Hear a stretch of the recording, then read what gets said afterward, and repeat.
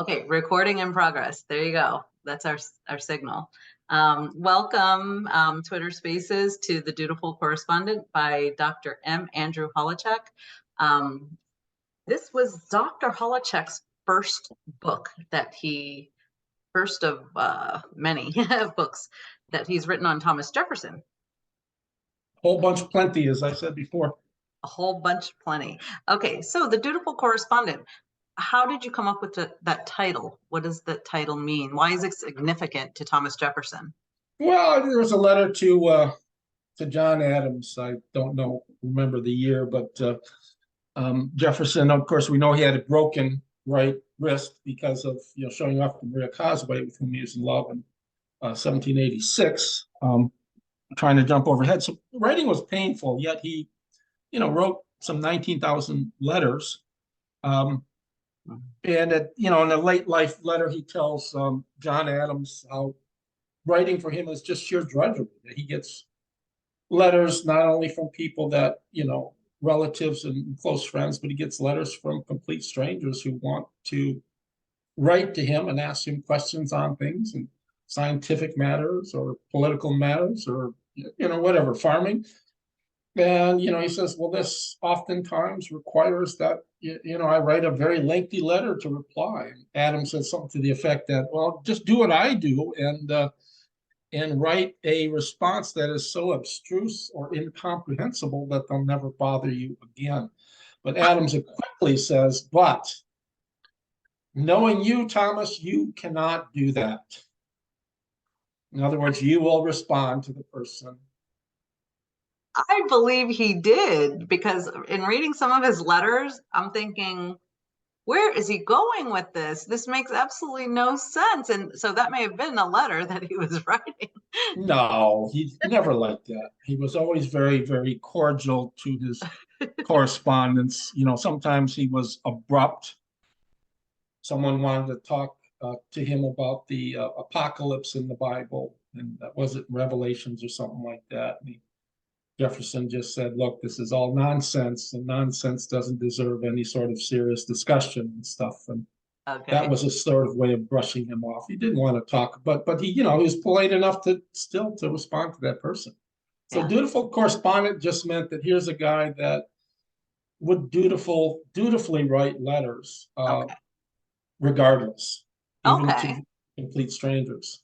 That does describe Jefferson very well. So, why was this your first topic to write a book? It's not a topics per se, because it's philosophical essays. And if we open the book, I have, it's been a long time, 2013. Since 2013, I've published 25 books. Wow. It's over 2 a year, right? That's pretty good doing the math. Probably less since we've met because of the interruptions. Yeah.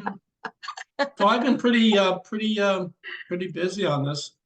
I have an essay on Jefferson as philologist, two essays on Jefferson's political philosophy, what I call liberal eudaimonism in English, is how his politics is not necessarily purely liberal. It's not necessarily purely classical Republican, but it's a mixture of the two. So I think the people that want to argue that he was a classical Republican, like Plato, or in the Roman sense, thereafter, is wrong. And those who want to argue that he was a plain Lockean liberal were wrong as well. Then I have Jefferson on ancient thinkers like Epicurus, a chapter on Jefferson and Jesus, Jefferson on philosophy and science, philosophical vignettes in his notes, Jefferson and science, Jefferson and ethics, 2 essays, Jefferson on race, where I talk about Africans, American Indians, and then Jefferson on education, chapter 12, education as lifelong learning. So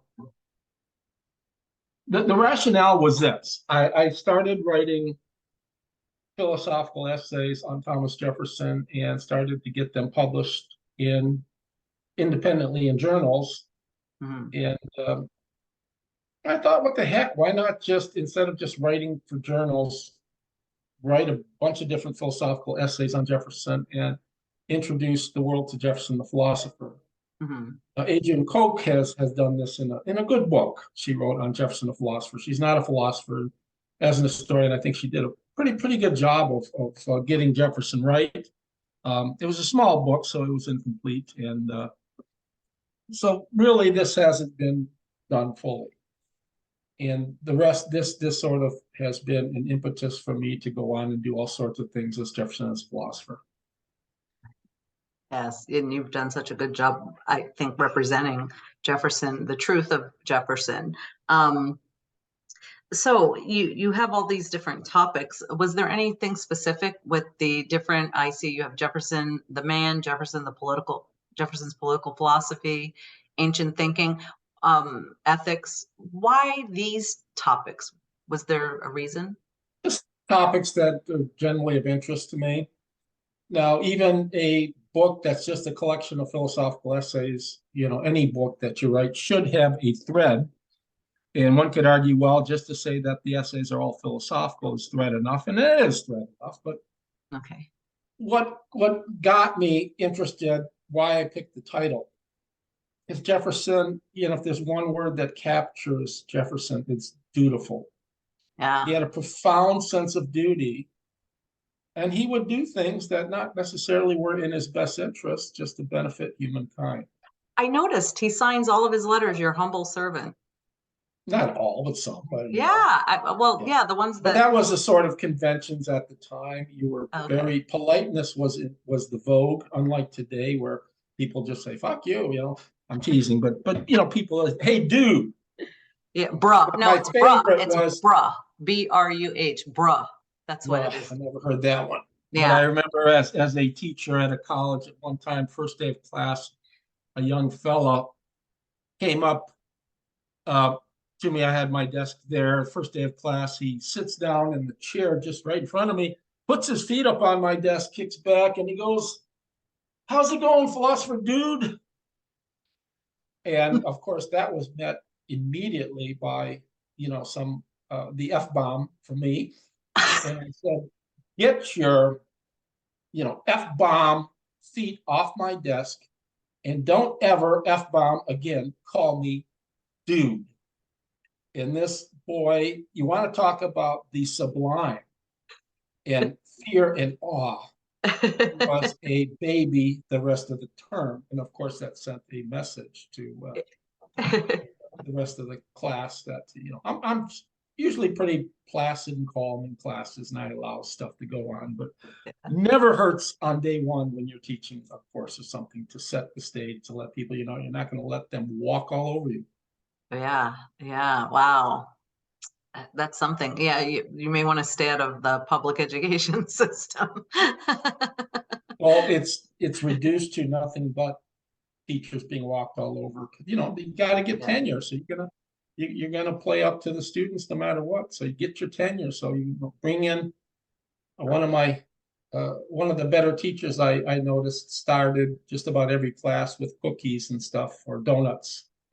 There's a small class, and people say, "Oh, she's a great teacher." Oh, yeah. Well, yeah, anybody brings in donuts every morning is certainly going to get good evaluations, right? So I But am curious to know, Dr. Holowchak, out of the 7 chapters you have in Dutiful Correspondent, which one was your favorite? Did you have a favorite to write? oh, good question, and I have to go back. Not the political stuff, ancient. We're so opposite. I love Probably stuff. the first and last were Jefferson the philologist. A philologist is someone who studies words. When I talked about Jefferson's love of language, it was a favorite chapter because I talk about Jefferson's love of language, and he studied Spanish, to some extent, Italian, Greek, Roman, you know, Latin. English. Yeah, did I mention Latin? He loved words and loved language, and I shared that with him. I studied a little bit of Ukrainian. I continue to study. I can't say that I've ever really mastered it or any come close, but I did master at some point many years ago Latin, ancient Greek, to some extent modern Greek enough to be able to order spanakopita and a beer at a taverna in my many travels. And um, French, of course, I had something like 6 years of French, so I can, watch French movies and understand, and read French and understand. The problem is I don't use those languages very often, but I mean, having studied languages and, I evaluate languages. Some I just don't like. And I don't mean this in a nasty sense. Like the Arabic language doesn't cut it. It doesn't resonate with me. I don't like the way it sounds. German I can tolerate. Russian, Ukrainian, yeah, it's okay. Yeah. French is exceedingly beautiful. English is okay. So, some languages like French is just a very, very beautiful language. It's spoken too fast. That, and then the last one, what did I call it? Education as a way of life. Education, the good life. Education is lifelong learning, because I think it captures Jefferson the man. He was a person that walked every day. Everything he did every day was with the intention of trying to learn something, Right. and help other people learn something. And that's the sense of dutifulness, Right. helping other people, even if you're not helping yourself. Right. And that's the sense in which he incorporated Christian morality into his everyday life, as well as the moral sense ethics of the ancient philosophers. But he believed in being beneficent, of helping people when you can. Wasn't perfectly consistent with that, as I show when I do my book on Jefferson and Native Americans, but yeah, I would say, he was perfectly consistent. He wanted the best for all other people insofar as they deserved it. Yeah. So I am curious to know, I'm listening to you speak about the different topics in your book, and it sounds like a lot of research went into gathering this information. Can you tell us how much research you did to gain all of the knowledge you had to write this book? Yeah, that's a weighty question, and I say that because wasn't a ton of research that went into the first book, because it's the first book. Mhm. I'll say a couple things. One, I'll answer your question a bit. One, I haven't changed my mind, which is something I'm proud of. It shows you that you did the research the right way. When from the first book on, I haven't changed my mind on anything. Let us take a look at it for a few minutes. Dutiful Correspondent. Philosophical Essays on Thomas Jefferson. Okay. Yeah, I have not changed my mind on anything I've written there. In my book on Native Americans, Jefferson Native Americans, basically I used the chapter on Native Americans, and here I was a tyro coming in the Jefferson studies, but I haven't changed my mind on that. Okay. And concerning the research, I have said often, and I've probably said this on the show, that what attracts me to Jefferson is that I have a broad base of learning. In the Department of History and Philosophy of Science. I had a class on Ptolemy and Galileo, and we studied Newton and Einstein. And I had, I think, 6 courses on Aristotle, 1 on Plato and the pre-Socratic philosopher. So you study some of the greatest minds in the history of the world, Archimedes and, Freud. I did a lot on Freud and so forth. Jefferson had such a broad interest in everything. And he was an archaeologist, was a philologist, studied all sorts of languages. And we talked about that last time, the extent to which he loved language. He was a farmer. He was an architect. He was a poet in some sense. Not a poet, but he studied poetry to some extent, especially early on in life. And he did not just, he was a meteorologist, one of the foremost meteorologists in early American history. He take from 1776 till the time he died, he took temperature readings each day. He said the best time is 4 in the afternoon, 4 in the morning, right? When it's the coldest, and when it's the warmest, 4 in the afternoon. And from his own experience, and he's roughly speaking right. 4 is roughly the coldest time, and 4 in the afternoon, 4 is roughly the warmest time. Even though the sun is inclined more, you've got the radiation coming back from the sun beating down on the earth. So he did so many different things. And I've often said that no one has a right to be a Jefferson scholar unless, and I'm not trying to pat myself on the back by saying this, but I've studied a lot of different languages, as you know, a lot of different things. And you have to come at Jefferson with roughly the same knowledge that he had. I say roughly because I'm not going to be as smart as Jefferson, but you have to understand you really can't do Jefferson unless you know Greek and Latin. I really believe that because it's so much shaped. His granddaughter said, I've seen him with a volume from the ancient. Jeffy wants to go down from the ancients in his hand more than any other thing. Yeah. He read Greek and Latin more than any other thing. He delighted in it. How can you understand him if you haven't read Plato, Aristotle, Seneca, Livy, Tacitus, Homer, Hesiod, and people like that? You haven't read, I've studied these people. I've read them in the Greek and Latin as well as in translation. I've had to translate. If you don't understand that, you can't get Jefferson. Right. If you haven't read, there's a book on Jefferson's Notes on Virginia by a couple people, and I was highly critical of them, who have never read, that I can ascertain, Francis Bacon in the original, never read Isaac Newton's Principia Mathematica or his book on optics. And, Jefferson knew very well Newton's worldview. He knew Galileo, Descartes. He wasn't a big fan of Descartes, but he knew all this stuff. And if you're not familiar with the science of his day, you have no business writing a book on Jefferson Notes on Virginia. And you have no business really writing a biography of Jefferson. Right. That's the point I told you in the episode we just did on One Word, 5 Questions. You're interested in his political ideology, but you can't understand him politically unless you understand him as a scientist as well. Right. Because he brought, his view was that science and politics were wedded. And even went to say that, some people, when he became president, laugh at me because I'm a scientist and the scientist has no business entering politics. And he sort of laughed. He said that was one of the dumbest objections anybody could have made. In republicanism was politics in partnership with science and ethics. Hence his interest in creating his own Bible. Wow. Yeah. So, Dr. Holowchak, I'd like to do this again and just discuss. I guess we can do 25 episodes because you have 25 books, right?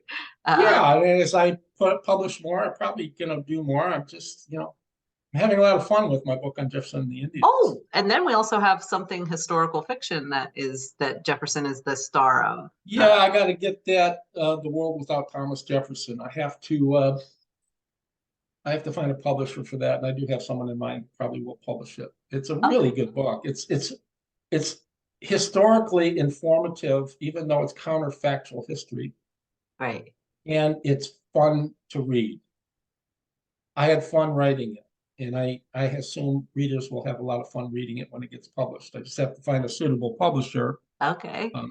So that'll add 26 book once that one's published. And then you're also working on one on Thomas Jefferson and Native Americans. Okay. So, wow. My book on the disease of liberty has been accepted for publication, even though I'm still tweaking that. So will that make 26 then? Or no, that'll make 25. That's the 25th. Okay. And then the Prolegomena book. That's in there somewhere. Okay. So we have a lot to talk about to find out the type of research, why you chose the book, and the topics within that are contained in the book, and the research involved in writing each specific book, because it's going to be different depending on the topic. Yeah, you have to do a lot of research. I'm reading a sort of autobiography of one of my favorite historians. He's passed now. He wrote a very, very kindly of my book on Thomas Jefferson, Sally Hemings. He said, that Dr. Holowchak is literally destroying the people who argue for Jefferson's involvement with Sally Hemings. Forrest McDonald was one of the great historians. He had met George W. Bush personally. He had met Richard Nixon. Wow. He had met Ronald Reagan.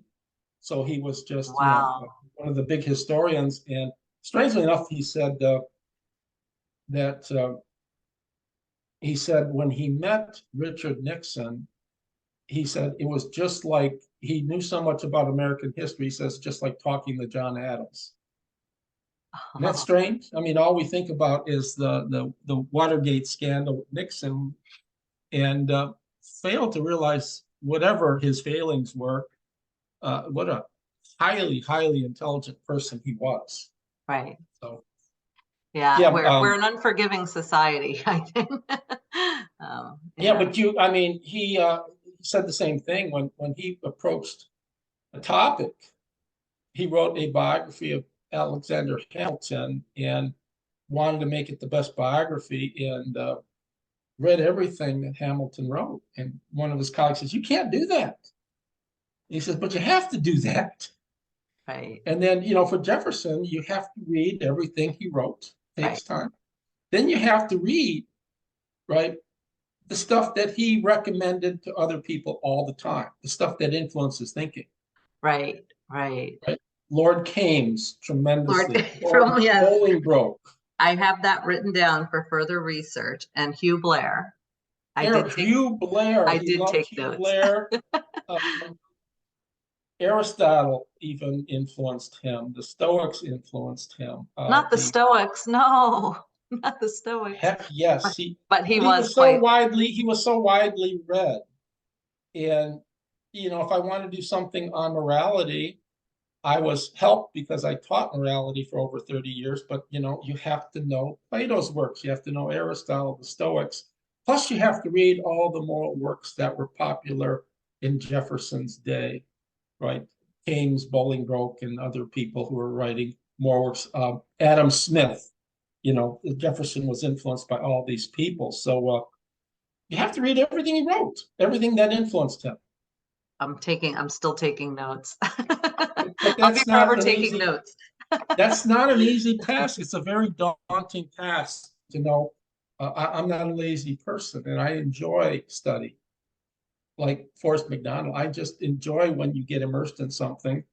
Right. It makes the rest of your life miserable because I can't figure out even how to dial my cell phone, how to make a telephone. But I'm really good at doing Thomas Jefferson. You know what? We'll just have to FaceTime and oh no, I didn't say FaceTime. Do you know you do have the ability to do video calls from your cell phone? I Do you know know a that? friend of mine, Chuck Wagner, just informed me of that. We did a video call. He says you press this button and you can do Yeah. FaceTime. And you can make video calls to people. How about that? I admit the technology is sublime. It's overwhelming, and it's not a bad thing. It can be used to do much good. It's just, Yeah. and I say this seriously. I hope listeners don't think I'm talking shit here. I'm so focused on doing Jefferson and getting this done the right way that it makes me clumsy in other areas in life. And it's not, I like it that way.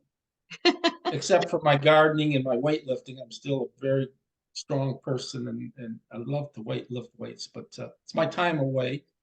But you have to, as McDonald said, you have to immerse yourself in something. And if you want to do it right, I've had a lot of people write one book on Jefferson, then they move away. So I don't know what else to say. I just laugh at that. And, the obvious reply is that, well, you don't understand him. You don't understand his dimensionality. So to say if you don't know what to write, well, you don't have the background to write it, I guess. I don't know. Right. Right. Well, this is great. Now, can people, where can they find your book, The Dutiful Correspondent? Well, I suppose it's published by Rowman and Littlefield, and I was an editor for them. And I suppose it's still in circulation. I don't know what the cost is. I have one copy here. If anybody is interested in obtaining that autograph, I'll autograph it for anybody's interested in it. It's a solid book. Is it my best book? No, but it's a book that shows my range of interest in Jefferson. It's the first book, so it's not going to be as polished as other books. You know, the books that I'm doing right now can be more polished because I know more about Jefferson. But as I said, I'm proud of it because I've never changed my mind on anything in what I've said there, which is a sign that you did things right the first time. Right, right. Oh, thank you so much, Dr. Holowchak, for doing this interview for your first book. And Yeah. I'd like Well, let to, me add that if you could contact me at my first letter M for Mark, and then Holowchak, HOLOWCHAK at hotmail.com if you're interested in this copy of the book. I don't know what the price would be. I'd have to establish a price. We can fiddle faddle, negotiate, or do something like that. But that's my copy. No, I'm joking. Did you leave a note if well, anything happens to you, I get all your books? I'm not sure you'd want all of them. I do. Are you putting a contract out on me? Is this a sort of subtle hint that should anything happen to Dr. H, you get all the books? So people saying, Did you tell your brother? Did you at least tell your brother, hey, man, if anything happens to me, make sure Donna gets all my books? nobody wants my books. You I know what's going to do. happen to them when I I do. die? They will be thrown away. It's just like No. anybody else dies. The scavengers come and pick up the good furniture, and all the things that were meaningful to the person who passed away are thrown in the garbage. I know this because I worked for. I want all your books and the attendance certificates on the wall behind you. That's it. Those are actually, unlike your wall, those are actually real diplomas of graduation. You know, I don't know where I put my master's degree. It's somewhere in the house. I Yeah. put it away somewhere so I wouldn't lose it and I could get a nice frame for it. And now I don't know where it is. And I still haven't bought a frame for it. Well, I never bought a frame for mine either. It's just that when I was married many years ago, my wife at some point thought that all my diplomas should be framed, and she, Oh, I she's have right. four. I She have was four or right. five here on the wall, and she wanted them framed, and I thought, well, that's a nice gesture on her part. It really was, and then the week later, she divorced me. I'm just joking, Oh, but she did want them to get framed, and that's why they're framed. And I will say I'm very proud of them. and what I is it? What was are your doctorates in? We have about It's 5 in history and philosophy of science, which was the #1 history and philosophy of science department in the world at University of Pittsburgh.